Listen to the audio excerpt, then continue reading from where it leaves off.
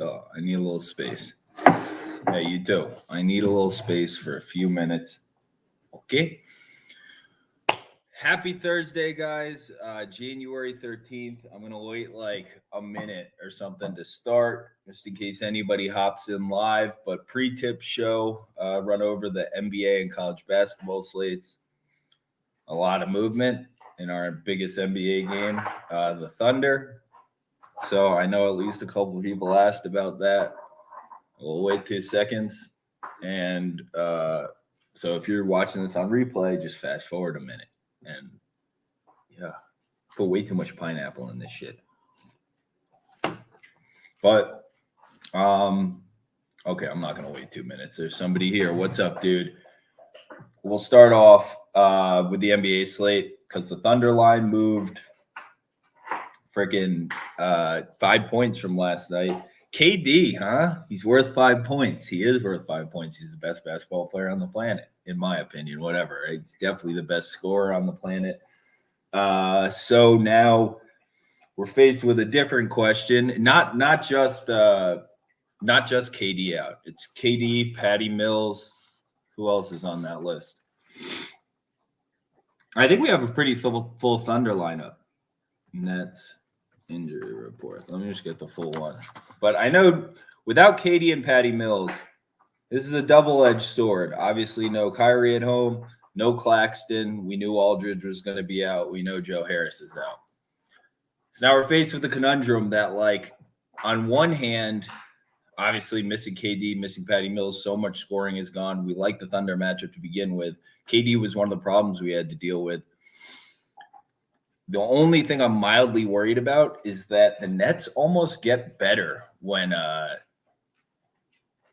James Harden is just playing hero ball, like when it's just only him who has to worry about anything. But I feel like, hasn't he been like semi-hobbled on a knee? I feel like still plus 5.5 definitely feels like too many. I would definitely still take that. I mean, yeah, I'm approaching it differently. I took 10.5 and plus 525 last night. So obviously, like, I'm clicking my heels. If you haven't taken this game yet, I think plus 5.5, super viable. And I don't know. I just think the Thunder are going to win this game. They have it's James Harden versus the world. Does Bruce Brown have any problems, or is he just not playing because they want to play Kyler? I didn't watch the last of that Bulls game. Do they just want to play Kyler Edwards more than Bruce Brown? That actually makes no sense to me. Oh, what's up, brother? Yeah, 7.5, awesome. Like if you were in that group, who I guess this morning or something, people got plus 7.5 and then around plus 270 or something like that. I think you're sitting awesome. It's what is it? Plus 200 or something now on the other side, plus 190. Yeah, I mean, people are slamming it because there's more scoring on the. Think about it. Like Shea is going to be. You're just asking Harden to do so much. He's going to drive. He's going to kick it to a lot of people, but. Those people that are going to be shooting it, who's going to be shooting it? Kyler Edwards, Bembry, Blake Griffin. I mean, who else is on this team? David Duke, like these random youngsters. The guards are better. Lou Dort, Shea. I mean, I say Lou Dort, by the way. People laugh. Lou Dort is the emotional leader of this team. When they need a bucket, like not to close the game, but like when they need a momentum swinging bucket. All right, bro, I'll get you some water. Hold on 1 second. Sorry, my dog needs water. Fucking hey, dude, I hear you. Slamming your foot into it.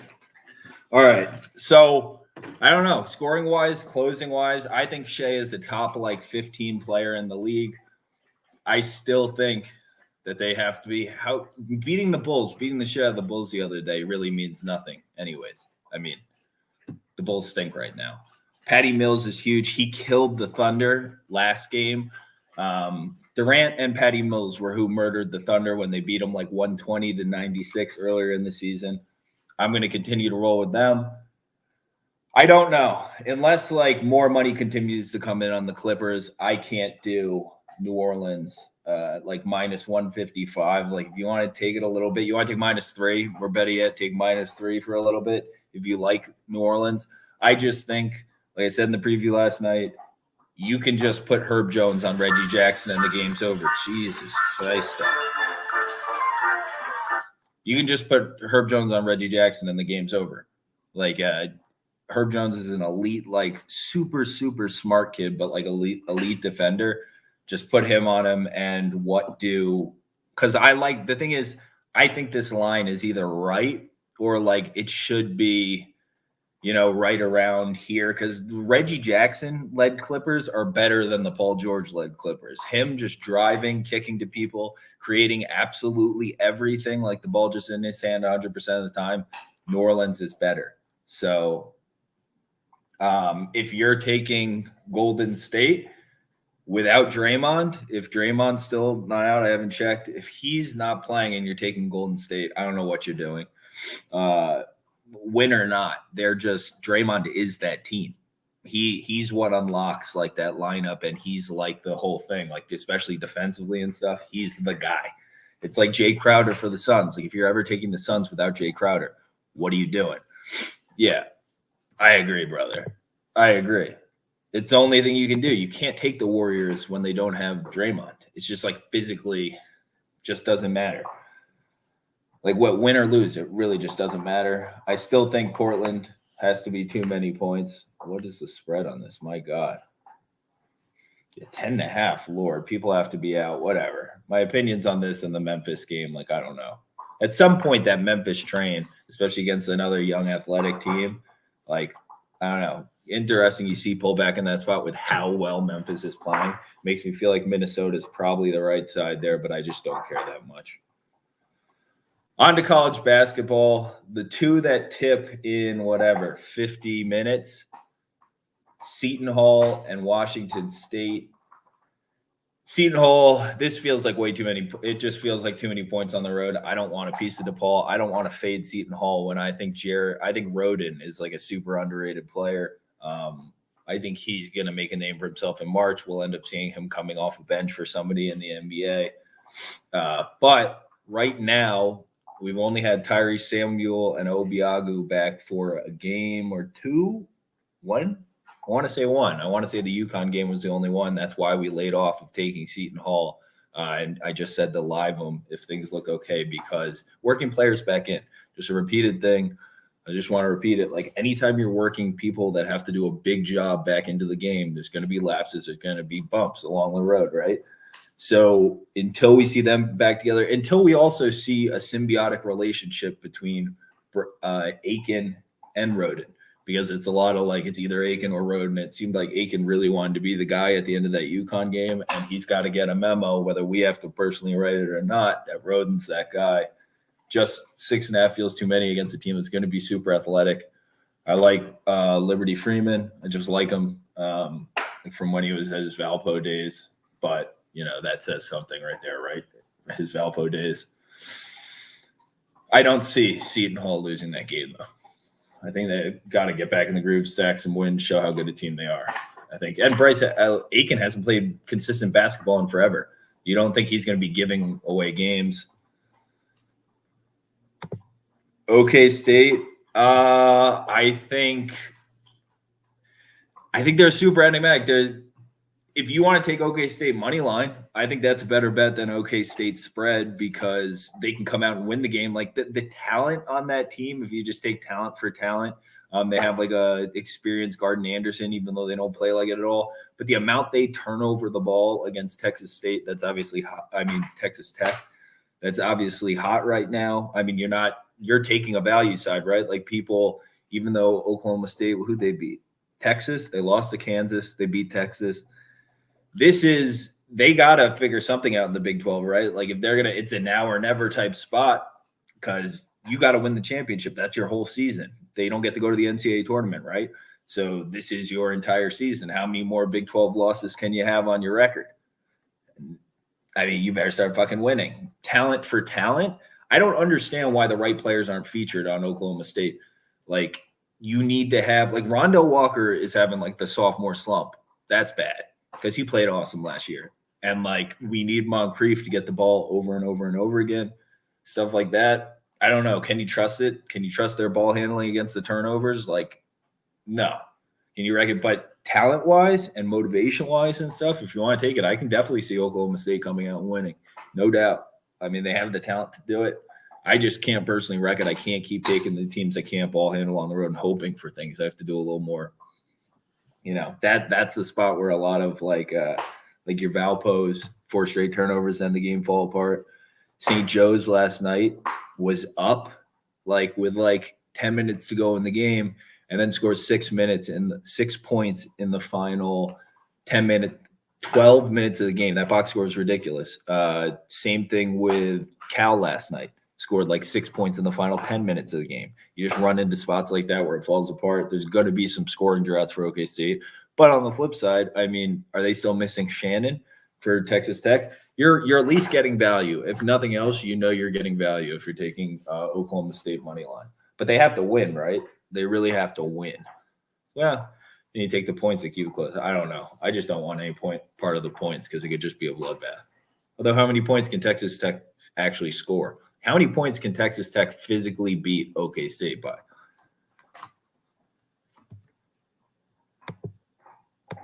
Yeah.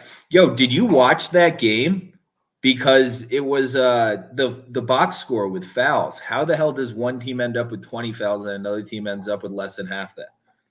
Or at least at one point I checked the game, it was 19 to 17, 18 or something to 7. It was 6.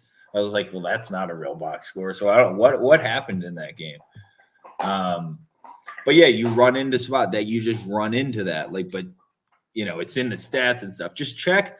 A lot of times if I'm taking a road team, you got to check a couple boxes to be super confident, to be more than just sprinkling on things because they're super value. If you play value, it works out. The other night, took a bunch of big dog Northern Illinois hits. You end up hitting them. We hit Miami the other night. You hit a lot of these because there's value there, so they're going to hit. If you play value long term, you win. That's just the way it works.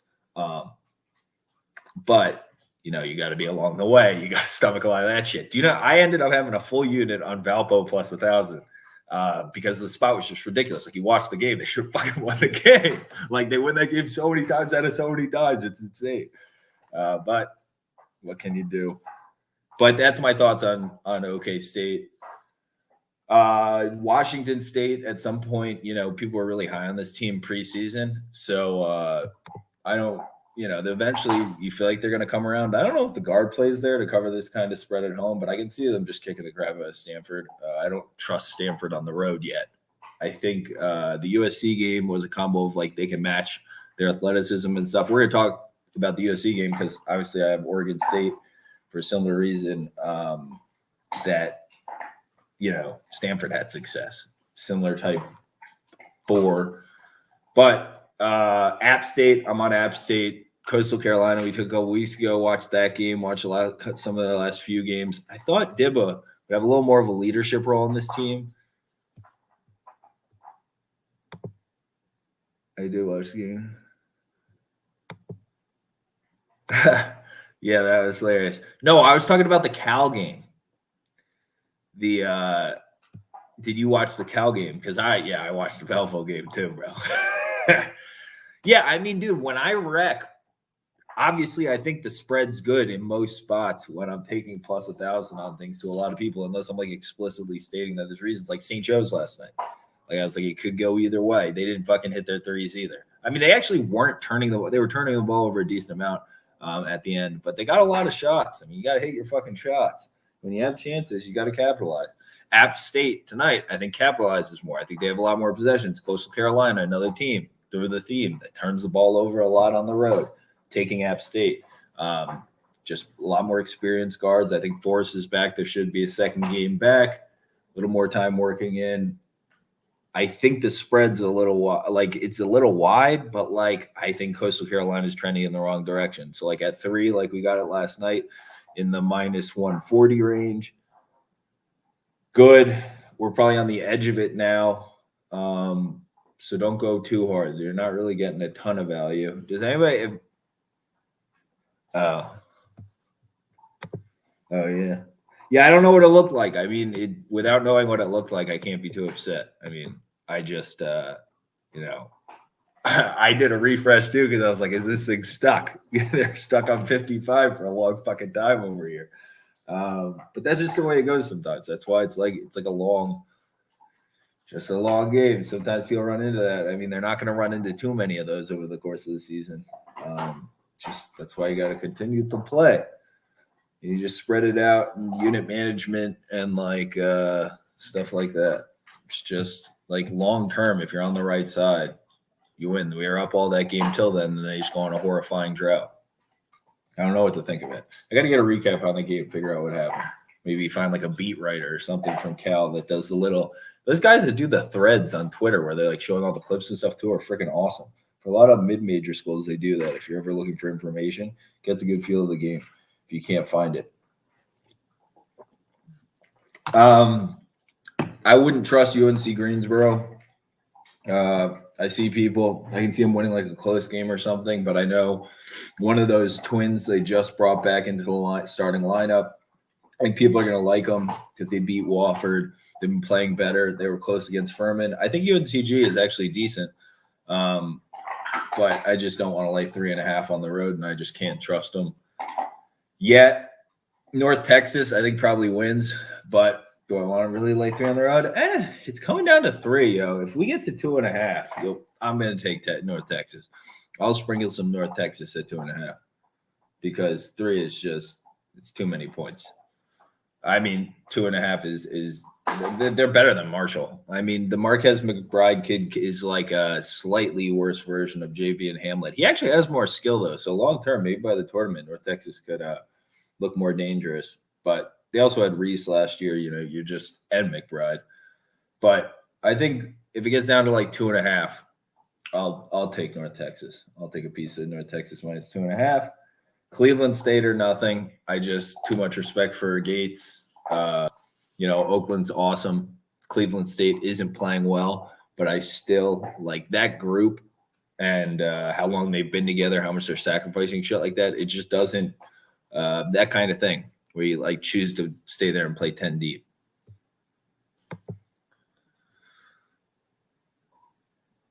Yeah. I have I gave out Oregon State plus 15 last night, and the money line at plus 925. It's within the fucking realm of possibilities. If you watch the Stanford game, Dallaire had a sick game. Alatish is going to have a good game. I mean, because Chavez Goodwin is smart, but he's not athletic enough to guard that guy on the O boards and shit like that. Either is a lot of their big guys aren't athletic enough. The Morgan guy is not really athletic enough. That Silva guy will match up fine with him. Alatish is just going to give him problems. You want to put the Agbon Polo kid. Just to be honest, he's too soft to play with Alatish. Alatish, see, this is a spot where like a lot of these kids are starting to think NBA. Like his feedback from the NBA, whatever people was definitely fucking learn to shoot the 3 guy because you're like springy as shit. You're good around the rim. You've got a little bit of like to the back game. And like, he's got a place in the NBA, that Alatish kid, if he learns to shoot the 3. Now, what I think he's starting to realize is I'm not going to figure it out during the season. I'm tanking my fucking team. I need to do everything we can to win. And I'll learn that at the NBA level because somebody will take it. Somebody will end up, dude, if you're really good, you lead your team, you do a good job. Somebody's going to take Alatish or he's going to find his way on the roster and we can work on the 3-point shot there. It's not terrible. We'll figure it out. But like if Anunoby, all those guys play, this is a really good matchup for Alatish. So definitely think it's too many points. USC's problem, somebody was asking me about this. Somebody posted a comment on one of my videos about it. Like, what's USC's problem? And I was thinking about it because I think they're like mostly awesome kids like Peterson, Mosley, awesome. But like you see it a lot of times just in the way the offense is initiated. Like they're fucking not coached. Like nobody coaches. It's just them fucking doing whatever they want and like clearing out an ISO. And it's like, that's why a lot of people like going there. You get a lot of work. You get to do things. It's actually interesting. Like the Mobley brother, fucking Evan, it was like an outlier in that he just didn't really need the ball or do anything. That's why they were so good, because he was just like doing all the little things and running around. Like that kid's really good. He really is. If you watch the Cavs, Mobley's good, man. Just really good at the little basketball things. Like I think he's really cerebral, high IQ. I saw one of the like interviews where like I forget what ex-NBA players like sat and did a little circle thing with him. But he's fucking high IQ, dude, Evan Mobley. But I think that's a problem. Yeah, all those things. Boogie Ellis, like, not quite there yet. Is like, we need him to be a primary ball handler. We just have to, because we can't just do ISO Mobley, ISO Peterson, ISO Mobley, ISO Peterson. Then once in a while, we'll let Ethan Anderson just drive at the rim. Like, we're too talented for that. We got to get coached. Enfield, we got to coach a little bit. I know you don't want to actually do it. Let's coach a little bit. Oregon State, still, they made the run last year. They don't have Ethan Thompson. Sure. Okay, that sucks. We're adapting, slowly adapting, at least a little bit. Jared Lucas, son of a big time guy. He's a big time guy. I mean, yeah, he's got to come up and drop. He needs 20. Alatish needs 20. And we need to figure out a way into, like, there's a world where we can win it with like a 56-50, 56 to 55 game. Like, that's in the realm of possibilities, but we probably need to win a 63-62 game, something like that. So let's get 20, and then everybody else chip in and give us the other 20. And plus 925 is fucking, it's not like a 9% chance of winning or whatever, 10% chance of winning. No fucking way. No fucking way. They have like a 35 something percent chance of winning. So that's way off. I agree. Because of the ineptitude of both offenses, the game's just not going to get. They're both going to slow paced. USC uses a lot of the clock. They're at home, generally controlled tempo. They're going to use a lot of the clock, and you just can't really trust. Oregon State's turnover, like assist to turnover ratio, if you saw a chart, like, it's slowly going to go up throughout the season because they're going to get more and more. Like, you have to adjust to the fact that Ethan Thompson did everything for that team in terms of initiating. Like, once you give that, like, it takes a long time to figure that the fuck out. They seem to be coming around. They played well in that Oregon game. Just beat Utah the game before. Utah fucking sucks. You can't even use that as anything. But they played really well in that Oregon game. Alatish was like a go-to guy down the stretch, going bucket for bucket. They can go bucket for bucket with USC. Just keep the game close. You can go bucket for bucket. 925 or whatever the money line is still, because it's 14.5. It has to be ridiculous. Just inevitably has to be ridiculous. Lean UTEP just because they have the matchup to just physicality, and like they're too small on Charlotte with the 4-out guards. If UTEP, but you can't trust UTEP as far as you can throw them. Ohio State, Wisconsin, I think is interesting. I was gonna be all over Wisconsin. I just can't do it anymore, because if EJ Liddell wants to have the game of all games, EJ Liddell can do absolutely whatever he wants in this game. Do whatever he pleases. So if EJ Liddell wants to drop 40, he played really well last game, he can drop 40. I think Branham's okay. Like, everything inside, says immediate glance on the road, Ohio State's not going to be able to get it done. Johnny is awesome. Johnny Davis is awesome, but dude, I don't know, man. The initiative on EJ Liddell and his ability to ball handle a little bit, I would go to EJ Liddell every single play, and the game's just over. There's just nothing they can fucking do about it. So I wanted to be on Wisconsin. I just can't do it. Better guard play wins, and they really take care of the ball. The combo of Johnny Davis and Brad Davison's really difficult to beat at the college level. Like, those are two high level, like, end of game scorers at the college level, but I can't do it. I have a lot of respect for Chris Holtmann, a lot of respect for EJ Liddell, and I really just think Liddell can do whatever he wants. Like, the combo of him and Key, just do literally whatever you want. Oh, okay. What else we got to touch on? Butler, the line moved. I wouldn't take them as a road favorite now, but obviously the matchup, you just put Aaron Thompson on Harris, kind of similar to the thought of putting Herb Jones on Reggie Jackson. And you just kind of shut the game down for the other team. So definitely Butler, Nada. We like Florida Atlantic. I'm on Florida Atlantic. I got a full unit on the money line. I got a full unit on the spread. I think this team is underrated. I really like the winners on them. If you look at, good way to – you should look at their heads, the shape of their heads, the domes on these kids. These are some big brain kids. I like Florida Atlantic. They play defense. They take care of the ball. We like Middle Tennessee State too. But there's a freshman on Florida Atlantic. I forget his name, Williams, something like that. He is a physical freak, and putting him on Cam Weston, who I think is like, or Jefferson, the most dangerous player, whoever on the floor is for Middle Tennessee State, is a really good matchup. Lean Detroit Mercy, just because I don't think Fort Wayne plays optimally. I think Godfrey plays selfish. Lines move that way a little bit. What else? I don't know how I feel about Louisiana Monroe. I couldn't find the injury information on Harrell and Adams. If either of them are out, I think you're comfortable taking Louisiana Monroe, but just feel comfortable to have to clench your butt cheeks while they're just slamming it on the O boards. Texas State, I mean, because they are going to get a lot of O boards in that game at home. Plus the physicality edge, that's a recipe for a home win for a team that doesn't take care of the ball as well as the other team. Because I like the guards for Louisiana Monroe, like Ozier's cool. Canisius over Niagara. I think Harid. I like Canisius a lot. I think they're always underrated. And while I like Niagara too, I like the Greg Paulus kids. Just can't do that. Wow. Oh no.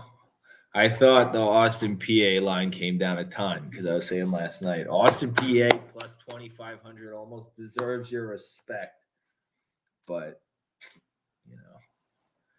what are you going to do? Do we have anything else? I got to stop looking at it like this. Yeah, I went through all the picks. Oh, but Austin, PA, I swear, has a better than 4% chance of winning. They do.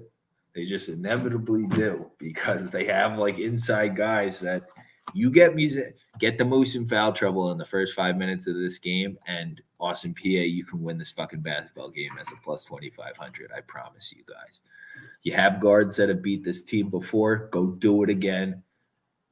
Feed the dashed guy last name early and often, and just keep going. If it doesn't work, it doesn't work. You're going to lose anyways. Just go psychopath at the rim for the first however long. You just figure out a way to get fouls on it. There's a world where that happens.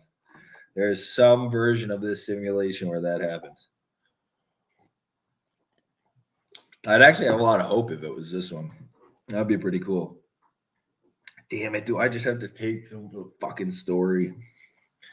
Lean UCSB. I just haven't really watched them a ton this year, and I said in the preview I like Sal, like Sonny. I like a bunch of these pieces, but I said it. They should have done more with DeVeryl Ramsey. I really liked him.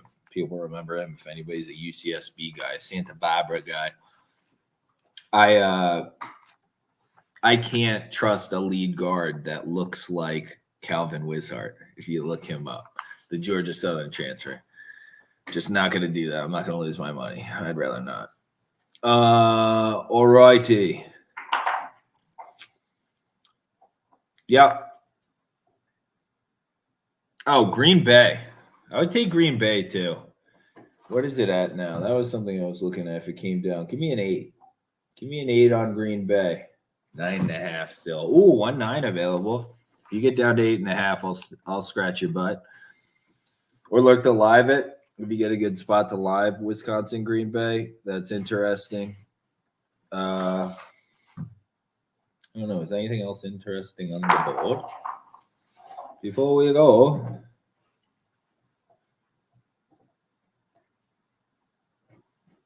Indiana, Iowa. You going to trust Indiana? You want to do that? Against a team that takes care of the ball, even if I don't like Iowa. Keegan Murray's pretty awesome. Is he going to be able to guard? That's a sneaky good matchup we have tonight. Trace Jackson Davis versus Keegan Murray. I mean, come on. You got to tune into that for a little bit, huh?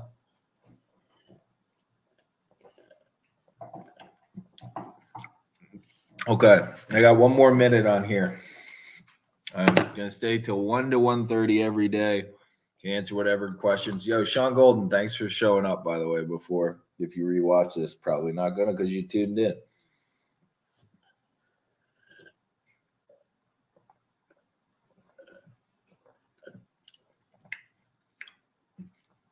If you want to take Loyola Marymount, I don't hate you either. 9's probably too many. I didn't see that game last night. 9.5. I mean, they can just kick the crap out of them, but I don't trust San Fran that much. Do you?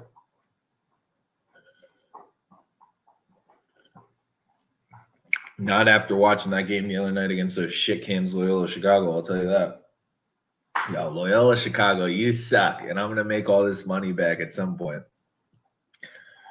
I went from, it's crazy because I made so much on them when they were coming up against Tennessee in them, and now that I think they're coming down, I'm like fucking just giving it all back. Years later, though, I guess.